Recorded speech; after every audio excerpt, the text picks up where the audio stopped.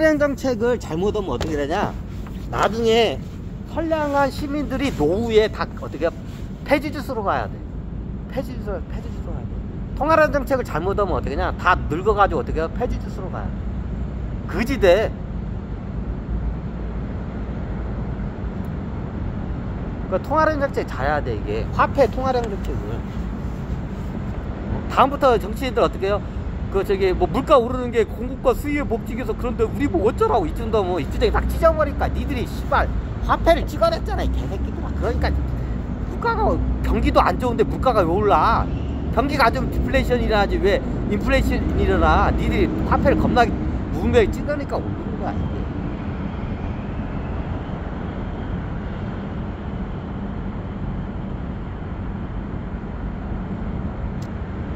굉장히 각국의 중앙은행들과 정치인들이 굉장히 무책임한 행동을 너무 쉽게 해.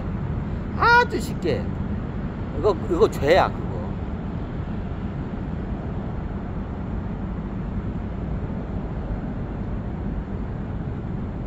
그러면 어떻게 하냐? 조절을 잘해야 돼요. 지금 뭐 요즘 시중은행들 금리가 올라간다고 막 사악한 은행이라고 다들 막 얼룩무리를 해요. 자, 이게 정확히 꿰뚫어보면 통화량 정책을 잘못했기 때문에.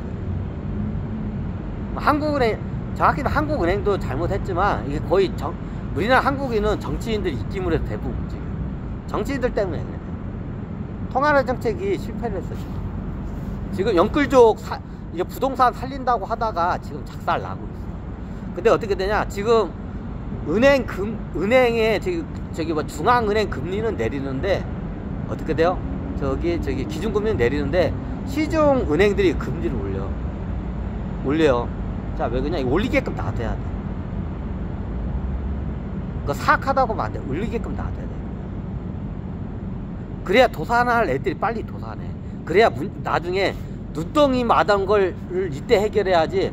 나중에 이걸 갖다가 그냥 우리 건설회사들이나 이게 힘드니까 PF 대출 그 상품들 힘드니까 얘들 영끌적 보호해주다가 지금 다 작살 나고 있잖아. 나 터진다고 했잖아, 내가. 눈덩이만 할 때 그때 해결을 했어야 돼. 지금 근데 어떻게 지금 산사태 때 해결을 하려니까 이게 이제 버거운 거야. 미쳐버리는 거야. 눈덩이만 할 때 그때 딱 포착을 했을 때 그때 해결을 했어야 돼. 그럼 어때? 지금이라도 놔둬야 돼. 그럼 어떻게 되냐? 이런 영끌족들 미안한데 어떻게 되냐? 이거 한번 예방주사를 맞아야 돼. 무분별하게 대출을 갖다가 은행도 함부로 해줘서는 안 되고, 그리고 어떻게 자기가 감당이 안 되는 대출을 책임질 수 없는 대출을 받는 거는 그거는 해서는 안 돼. 그럼 자본주의가 나중에 어떻게 되냐? 썩고 병들어.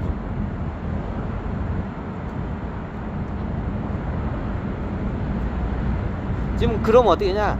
지금 시중은행들이 금리를 올리게끔 말해. 근데 사채업자 얘네들은 갖다가 막아야 돼. 얘네들은 사악해. 대들이면 서민들이 기존에 있는 최소한 이 금융권 안에서 다 대출 같은 게 다 이런 상품이 이루어지게끔 그걸 유도해야 돼. 상금융권으로 밖으로 나가면, 제도 밖으로 나가면 정말 잔인한 시대가 열려요.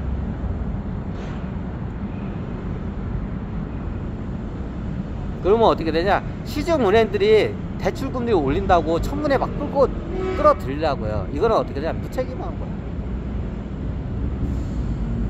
그럼 나중에 은행이 은행이 저한테 금리를 올리는 거 뭐냐? 돈 뗄 것 같은 사람들한테 어떻게 해요? 채권 추심을 해서 이자를 올리는 거야.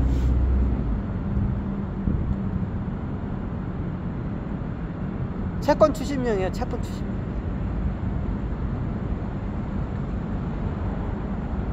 그럼 채권 추심을 하게끔 해야 돼. 안 하면 어떻게 되냐? 나중에 은행이 어떻게 해요? 원금을 띄워. 은행이 원금을 뜨면 그게 누구 돈이야? 우리 돈이야. 우리 예탁금이 어떻게 돼요? 띄는 거야, 결론적으로.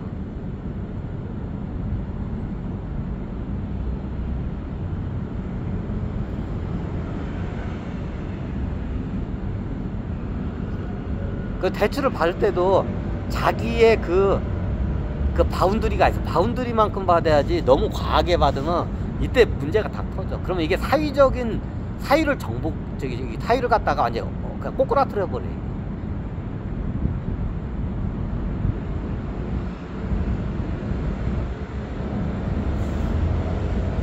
그럼 어떻게 되냐? 이게 버블이 안 내려가게 되면 인플레이션보다도 어떻게 해요? 대출금리가 그 위에 있어야 돼. 인플레이션이 예를 들어서 5%야. 그러면 대출금리가 5% 이상 돼야 돼. 그래야 버블이 안 생겨. 자, 인플레이션이 5%인데 대출금리가 3%야. 예를 들어서. 그러면 어떻게 되냐? 버블 현상이 일어나. 너 버블을 차단하려면 되냐? 인플레이션 예를 들어 5%야. 그러면 대출금리를 6% 이상을 갖다가 은행에다 허용을 해줘야 돼.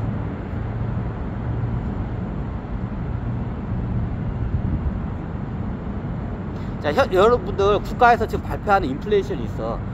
그거 믿는 사람 아무도 없어. 자, 체감적으로 느끼는 거는 이거 거의 이거 체감적으로 느끼는 거의 이거는 인플레이션이 거의 2자릿수야 이거. 그죠? 여러분들 요즘 물가 오르는 게 장난 아니죠? 연 인플레이션이 어떻게 거의 2자릿수야 체감률이. 거의 2자릿수야 체감률 인플레이션이. 근데 인플레이션이 어떻게 당국에서 발표하는 거는 다 붙어요. 이렇게 조작된 거야. 자, 여러분들이 느껴도 여러분들 느끼잖아. 피부로 거의 2자릿수야 인플레이션이. 근데 당국에서 하는 거는 굉장히 낮게 발표를 해. 어떻게 해요? 그거 조작된 발표야. 굉장히 인플레이션이 높아지. 여러분들 피부로 다 느끼잖아. 하루가 틀리게 지금 물가가 다 오르잖아. 자, 왜 오르느냐? 당국에서 돈을 찍어냈기 때문에 시중에 돈이 넘치기 때문에 돈값이 떨어진 거야.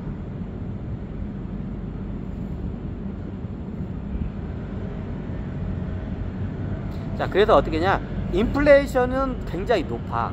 근데 대출금리가 낮아. 그러면 그 당시에는 호황이 돼요. 왜? 누구나 돈을 버니까. 근데 이게 버블이야. 그 인플레이션을 제대로 이거를 통계를 내야 돼. 그럼 어떻게 되냐? 인플레이션율이 예를 들어 5% 그러면 어떻게 되냐? 대출금리는 5% 이상을 허용을 해줘야 돼. 그럼 예금금리는 어떻게 되냐? 거의 인플레이션에 가깝게 예금금리를 갖다 허용을 해줘야 돼.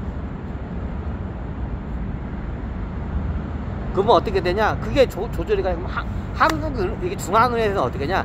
그걸 통화량을 그렇게 움직이게끔 조절을 해야 돼. 그러면 통화량을 많이 발행하면 어때? 인플레이션이 내려가. 근데 이게 경기 부양했다고 돈을 막 찍어가지고 풀려. 그러니까 스태그플레이션 현상이 일어나는 거야. 그러니까 나중에 어떻게 되냐? 자산 버블 현상이 일어나. 경기는 안 좋은데 물가는 계속 올라. 자산 버블 현상이 일어나. 그러니까 나중에 어떻게 경기를 부양하기 위해서 이자를 낮춰요. 강제적으로. 기준금리도 낮추고 예금금리도 낮추고 대출금리도 강제적으로 정부에서 낮춰. 근데 인플레이션은 막 10%가 넘어가. 예금금리가 어떻게 돼요? 1% 미만이야. 예전에 0. 몇 프로였죠? 예금금리가 0. 몇 프로고 대출금리가 한 2% 3%밖에 안 돼. 얘네 아파트부터 담보로 하면 2. 몇 프로였어요. 그죠? 예전에 이자가 쌀 때는 아파트 담보로 해서 내면 2%대면 대출을 받았어. 그러니까 나중에 어떠냐? 경기는 안 좋아도 물가가 계속 올라. 인플레이션 때문에. 자, 인플레이션이 예를 들어서 그냥 올케이 좋다. 인플레이션 6%라고 합시다. 인플레이션이 6%야. 6%가 크다고. 1%에 5%라고 합시다. 인플레이션이 5%야. 그럼 어떤 이런 부동산이나 물건을 사면 매해마다 5%씩 오르는 거야. 그죠? 5%씩 오르는 거야. 근데 어떻게 냐 예전에 보면 기준금리가 0%대까지 전 세계가 양적 완화한다고. 그러니까 그 당시에 예금을 맡으면 예금 금리가 어떻게 돼요? 0%대였어요. 다 기억하시죠? 은행 제1금융권에다 맞추면 0. 몇 %밖에 안 줘. 0%대였어요. 이자가 예금 금리가. 그러니까 대출 금리가 그 당시에 아파트 담보로 하면 2%대였어요. 대출 금리가. 다 기억하시죠?